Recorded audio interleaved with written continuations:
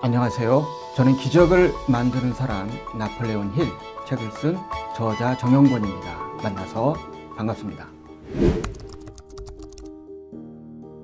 이 책은 성공학의 거장, 성공학의 아버지라고 불리는 나폴레온 힐의 일대기를 그린 책입니다. 우리가 아는 수많은 자기계발서들이 나폴레온 힐의 성공 철학을 기반으로 이루어졌거나 영향을 받았다는 사실을 알고 계십니까? 그가 세상을 떠난 지 50년이 넘었지만 여전히 그의 책은 세계적인 스테디셀러로 자리잡아 수많은 사람들의 삶을 성공으로 안내하고 있습니다. 그의 저서는 시중에 많이 나와 있는데 독자들이 읽는 것은 그가 성공 철학을 완성한 다음의 이야기가 대부분입니다. 나폴레온 힐도 연구 과정을 통해 성장해 나갔기 때문에 그의 성장 과정을 들여다본다면 성공 철학을 더 잘 이해할 수 있을 거라 생각했습니다. 그래서 나폴레온 힐의 어린 시절부터 성공 철학을 연구하고 완성해 나가는 과정을 연대순으로 정리했습니다. 그리고 읽는 재미를 느끼도록 소설 형식으로 구성하였습니다. 먼저 새어머니의 영향을 들 수 있습니다. 나폴레온 힐은 어릴 때 어머니가 돌아가시고 새어머니를 만나게 됐는데요. 가난한 대장장이 아들로 동네에 소문난 악동이었던 힐을 순식간에 성실하고 근면한 아이로 변화시켰습니다. 그런데 나폴레온 힐이 보니까 어머니가 자기를 대하는 방식이 다른 사람들과는 다르다는 것을 발견합니다. 새어머니는 그의 장점과 강점에 집중하고 마음에 자극을 주어 동기부여를 해주었습니다. 거기서 그는 작가라는 목표를 정하게 됐고 한평생 그 목표를 벗어나지 않았던 거죠. 또 하나는 철광왕 앤드루 카네기와의 만남입니다. 새내기 기자 시절 앤드루 카네기와 인터뷰를 했는데 그때 카네기로부터 인간의 성공과 실패를 연구하여 하나의 철학으로 정리해보라는 권유를 받습니다. 인터뷰에 필요한 대가들은 본인이 소개를 해주겠다고 합니다. 그래서 그 자리에서 그 제안을 받아들이고 20여 년 동안 그 일에 집중을 하게 됩니다. 중간에 많은 고난을 겪게 되지만 신념을 유지하고 필생의 목표인 성공 철학 완성과 대중화라는 목표를 이루게 됩니다. 이렇게 그가 성공 철학을 연구하게 된 배경에는 두 사람과의 운명 같은 만남이 있었습니다. 많은 사람들이 그랬듯이 저도 인생의 막다른 골목에서 나폴레온 힐을 만났습니다. 어디로 가야 할지 갈 곳 몰라 방황할 때 나폴레온 힐은 목표와 열정으로 무장하여 앞으로 나아가라고 했습니다. 방향을 잃거나 의욕이 떨어질 때 그의 책을 읽으면 마음속에서 용기가 생기고 기운이 충전되는 것을 느낄 수 있었습니다. 그래서 용기를 내 다시 앞으로 나아갈 수 있었습니다. 성공 철학을 읽고 제가 제일 먼저 정한 목표는 책을 쓰는 것이었습니다. 추운 겨울에 사람들과 만남도 줄이고 일도 최소한으로 하고 매일 집중을 한 결과 2권의 책을 집필할 수 있었습니다. 그리고 2권이 동시에 출간되자 수많은 강의 요청으로 바빠졌고 중국에서도 책이 출간됐습니다. 한동안은 중국을 오가며 강연 활동을 지속하였습니다.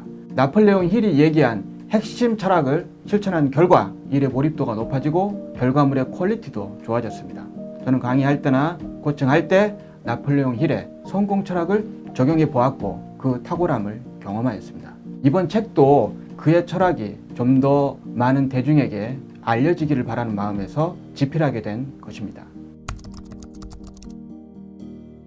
첫째, 명확한 목표를 갖는 것입니다. 나폴레온 힐은 카네기가 소개해준 500여 명의 대가와 2만여 명의 일반인을 만났는데 95% 사람들이 명확한 목표를 가지고 있지 않다는 것을 발견했습니다. 대부분의 사람이 명확한 목표 없이 살아가고 있기 때문에 인생에서 성취도 작을 수밖에 없다는 것입니다. 따라서 의미 있고 보람된 인생을 만들려면 우선 명확한 목표를 가지라고 말합니다. 카네기는 나폴레온 힐과 인터뷰할 때 98%의 사람이 명확한 목표 없이 단순한 바람을 목표로 착각하면서 살아가고 있다고 했습니다. 조금 차이가 있지만 그들의 연구 결과를 보면 2%에서 5%의 사람만이 명확한 목표를 가지고 살아간다는 것을 알 수 있습니다. 왜 큰 성취를 이룬 사람들을 만나기가 어려운지 짐작할 수 있습니다.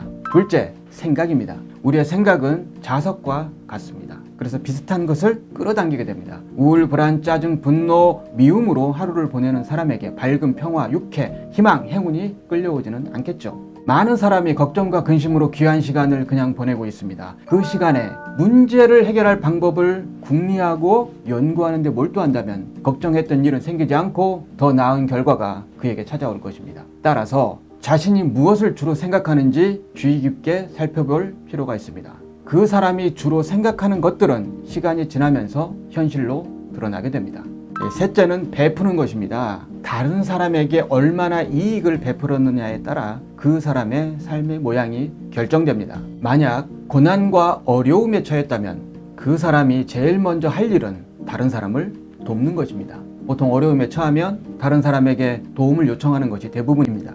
하지만 그럴 때 쉽게 도움받기는 어렵습니다. 그것은 그가 과거에 자신을 도와줄 이유를 타인에게 제공하지 못한 것이 주된 이유입니다. 따라서 어려운 상황일수록 도움을 주고 상대에게 이익이 되는 일을 해줘야 자신도 도움을 받을 수 있는 것입니다. 따라서 평소에 주변 사람들에게 이익이 되는 일을 꾸준하게 베푼다면 어려움에 처했을 때 상응하는 도움을 받을 수 있을 것입니다.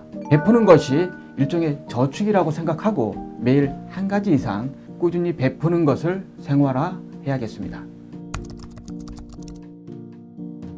나폴레옹 힐이 성공 철학을 완성하고 난 후 미국에 경제 대공황이 닥쳤습니다.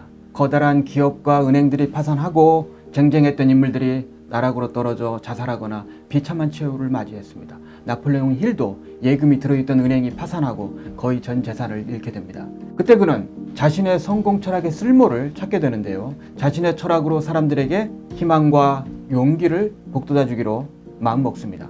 그는 대공황으로 어려움을 겪는 가운데에서도 그 흐름을 타고 성공하는 사람이 있다는 것을 발견합니다. 사람들이 힘든 것은 경제공황이기 때문에 무엇을 해도 안 될 것이다 라는 걱정과 두려움에 사로잡혀 있기 때문이라고 판단을 합니다. 즉 마음속에 너무나 큰 공포가 자리해서 용기와 신념이 들어갈 자리가 없어서 재기할 마음을 내지 못하고 포기해버리기 때문에 다시 일어서지 못한다는 것입니다. 그는 루즈벨트 대통령 보좌관으로 성공 철학의 원리를 보급하고 대중화하는 데 박차를 가하게 됩니다. 그리고 경제 공황을 극복하는 데 일조하게 됩니다. 어려울 때일수록 근본으로 돌아가라고 합니다. 성공 철학의 핵심 명제를 잘 이해하고 실천한다면 고난은 물러가고 마침내 햇살이 비추게 될 것입니다. 성공을 위해서는 노력을 해야 한다고 말합니다. 하지만 노력만 한다고 해서 성공하는 것은 아닙니다. 우리에게 주기적으로 마음과 정신의 충전이 필요합니다. 충전해야 다시 앞으로 나아갈 수 있습니다. 충전하지 않고 나아가기만 한다면 마침내는 쓰러지거나 탈진하고 말 것입니다. 나폴레옹 힐의 성공 철학은 우리의 마음과 영혼에 적절한 에너지를 충전해 생기를 불어넣습니다. 나폴레옹 힐의 성공 철학은 우리 인생의 버팀목이자 전진의 디딤돌이 될 것입니다. 감사합니다.